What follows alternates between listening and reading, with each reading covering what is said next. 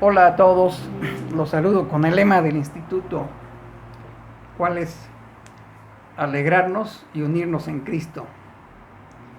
Y justamente en nombre de Jesús hoy vamos a compartirles este segundo mensaje del taller bíblico, Conócete a ti mismo. El mensaje de esta ocasión se titula ¿Cómo calmar nuestra sed de Dios? ¿Cómo calmar nuestra sed de Dios? Y para ello vamos a remitirnos al texto que se encuentra en el libro de Eclesiastés, capítulo 3, verso 11. Todo lo que Dios hace llega a su tiempo. También ha puesto eternidad en sus corazones, sin que alcance el hombre a entender la obra que ha hecho Dios desde el principio hasta el fin. Aquí vemos que es el mismo Dios el que quiso que nosotros tuviésemos sed de Él. Es el mismo Dios el que quiso que estuviésemos en una relación íntima con su persona. No fue un Dios distante de su criatura. Al contrario, es un Dios que quiere que participe de su ser, de su esencia. Por eso Él sembró en nuestros corazones ese anhelo de eternidad. No fue una casualidad, no fue un hecho natural, no fue producto de la ciencia, de la tecnología. Fue producto de la voluntad de Dios, del querer de Dios, que nosotros lo anheláramos, que anhelásemos eternidad. ¿Y quién es el Eterno? Nuestro Padre. En este mismo sentido se encuentra este bellísimo salmo, el 42, versos 2 y 3. Como anhela el siervo estar en las corrientes de agua, así clama por ti, oh Dios, el alma mía. Sediento estoy de Dios, del Dios vivo. ¿Cuándo iré a contemplar el rostro de Dios? Aquí textualmente está citando la frase estoy sediento de Dios, dice el salmista. Y en ese gran anhelo de cuándo estaré en su presencia, cuándo veré su rostro, vemos entonces qué importante es para conocernos a nosotros mismos el saber que guardamos ese gran anhelo, el saber que es parte de lo que nos constituye, porque en la vida vamos sumando anhelos, vamos sumando búsquedas, hambres, vamos teniendo sed de muchas cosas. Pero sin duda, la sed más grande, la más trascendente, la más relevante es la sed del mismo que nos creó, la sed de Dios. Por eso compara ese anhelo con la sed, porque la sed significa un deterioro. La raíz de la palabra significa deterioro, destrucción. Eso es lo que pasa en un cuerpo que no está hidratado. Todas sus funciones se van descomponiendo. Lo mismo ocurre en el alma. Si el alma no es colmada por Dios, se va descomponiendo, se va apartando, va muriendo. Así que, ¿cuál sería la causa por la que nosotros pudiéramos no percatarnos de esa sed de Dios? Es más, no percatarnos ni de Dios mismo. En el libro de Sabiduría, en el capítulo 13, allí encontramos una explicación muy clara. Allí se nos dice que nosotros, los seres humanos, nos quedamos con las obras y no reconocimos al artesano. Nosotros, los hombres, quisimos lo creado, pero despreciamos al creador. En este libro, en este capítulo 13 de Sabiduría, se nos dice, ¿cómo es posible que ustedes hayan advertido tanta magnificencia en la creación, tanta belleza, y no advirtieron al que lo creó, que es infinitamente más bello, más hermoso, más poderoso, Ustedes quedaron fascinados con lo creado. Ustedes fueron seducidos con la naturaleza, con la creación. Y de allí ya no pasaron. Ya no les interesó reconocer quién era el autor de tanta belleza, quién era el autor de tanto poder.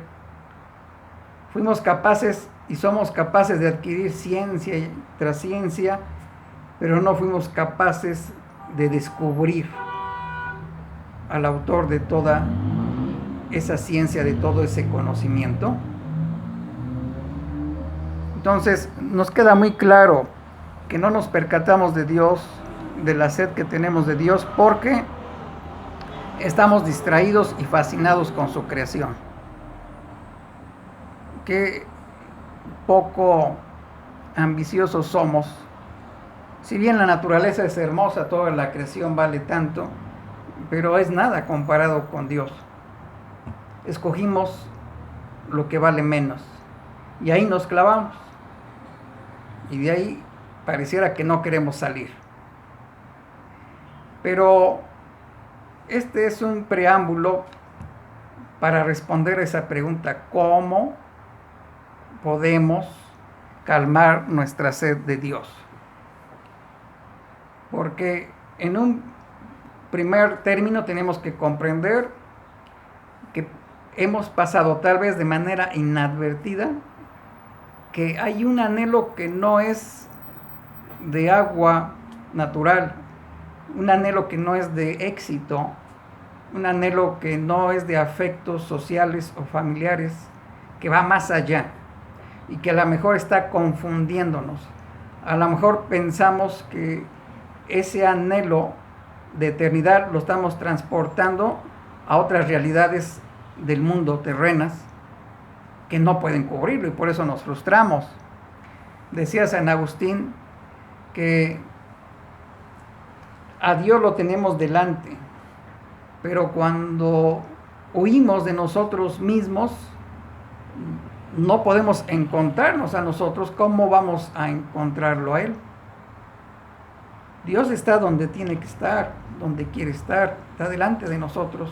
Él no huye de nosotros, pero nosotros podemos huir de nosotros mismos, y así vivimos una imitación de vida y tenemos una imitación de hombre. ¿Por qué hemos huido? Porque no hemos aceptado toda la magnificencia que Dios nos ha dado por querer arrebatársela, ¿verdad? Hay un poeta místico del siglo XIII, musulmán, que se llama Rumi, que tiene muy bellos poemas, y una de sus reflexiones va en este sentido. Dice: tu tarea no es buscar el amor, porque el amor está allí, donde debe estar, siempre contigo. Tu tarea es buscar y encontrar todas esas barreras que hay dentro de ti y que tú mismo has construido contra el amor. Todos esos otros intereses, todas esas otras fuentes distintas al Espíritu de Dios que nos han velado su presencia, que decimos no está, y llegamos a preguntar: ¿y dónde estás? ¿Y de dónde te fuiste? Y ya no te acuerdas de mí. Cuando somos nosotros los que no estamos, no nos acordamos de quiénes somos, hemos huido.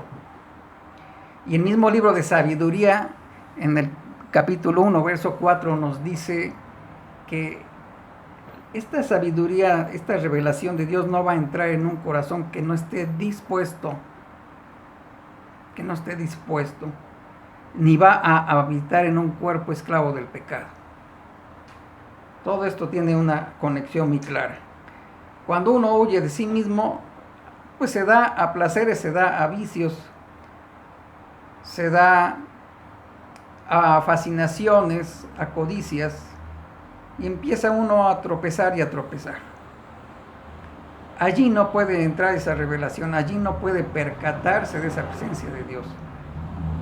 Tenemos que volver a nuestro origen, a nuestra esencia. Entonces, ¿cómo calmar nuestra sed?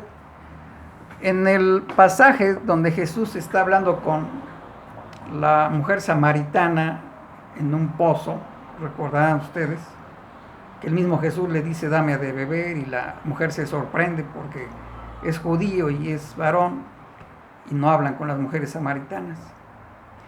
Y Jesús le dice, si conocieras el don de Dios, tú eres la que me pedirías de beber.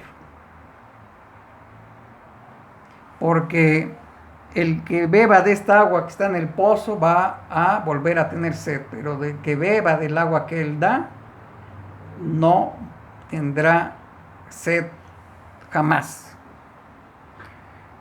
Es decir, él indica que hay un agua viva, que hay una fuente de agua que brota para vida eterna. En ese mismo capítulo de Juan 4, en esa conversación con la samaritana, dice, yo no doy el agua en sí, doy la fuente del agua. Y si te da la fuente del agua, entonces ya no se acaba. Y bueno, nos lo explica todavía más claramente en Juan 7. Allí nos dice que el que tenga sed venga a mí y beba. Allí está invitando a beber. De lo más profundo de su ser, dice, brotarán ríos de agua viva.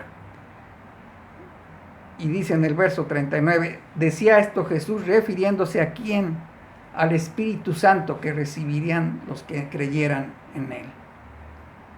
Entonces esta fuente de agua viva, no un litro, no un volumen X de agua viva, sino la fuente del agua viva es el Espíritu de Dios, el Espíritu Santo. Es ese mismo Espíritu que llevó a Jesús al desierto para prepararse en el camino de su misión. Es ese mismo Espíritu que lo acogió, lo protegió ante las tentaciones en el desierto, que lo fortaleció. Es ese mismo Espíritu que le regresó con poder para hacer milagros, para hacer todos esos signos divinos. Es ese mismo Espíritu que nos dice en Lucas 4, en cumplimiento a la profecía de Isaías, que estaba sobre él para aliviar las dolencias, para anunciar el Evangelio, la buena nueva a los pobres, la bienaventuranza a todos los desposeídos. Es ese Espíritu que estaba sobre él para dar libertad a los cautivos, a los presos, para liberar a los oprimidos. Es ese mismo Espíritu el que nos va a calmar la sed de Dios, pero no de una manera imaginaria, conceptual, sino viva, porque es río de agua viva. ¿Eso qué significa? Igual que le sucedió a Cristo, que nosotros aceptando, recibiendo, invocando y recibiendo, abriendo el corazón, disponiendo el corazón para el Espíritu morador. Recordemos que nuestra alma es una sede, es como una habitación que puede ser habitada. Pero el Espíritu Santo, dice la Escritura, no invade nuestra libertad, respeta en absoluto, es quien más lo respeta. Ni nosotros lo respetamos como Él. Pero cuando le damos la bienvenida, cuando lo invocamos y lo recibimos, empieza Él a trabajar en nosotros, empieza Él a conducirnos a nosotros. Entonces, no es el agua en su sustancia, sino en su fuente, lo que nos va a colmar esa sed de Dios. Hay un ejemplo que lo podemos representar en los vasos, en un vaso de agua, un vaso que está cerrado. Si nosotros vaciamos agua en este vaso, ¿verdad? Pues va a tener un contenido y ya va a tener una poquita agua, pero esa satisfacción, pues esa agua se va a ir consumiendo y se va a ir acabando. Es lo que ocurre con otros tipos de agua que bebemos. Todas esas glorias humanas pues son pasajeras, triunfos, logros, éxitos, conquistas. Es como llenar un vaso con agua, puede ser un vaso muy grande, pero al fin y al cabo su contenido se va vaciando. En cambio, el Espíritu Santo como fuente de agua viva es como el vaso, digamos que es el alma, pero que no tiene fondo. Entonces, si tú le echas agua, nunca lo vas a poder llenar, a menos que este vaso se sumerja en el río, en esa fuente de agua viva. Y allí siempre va a estar lleno, corriendo a la mar, al océano.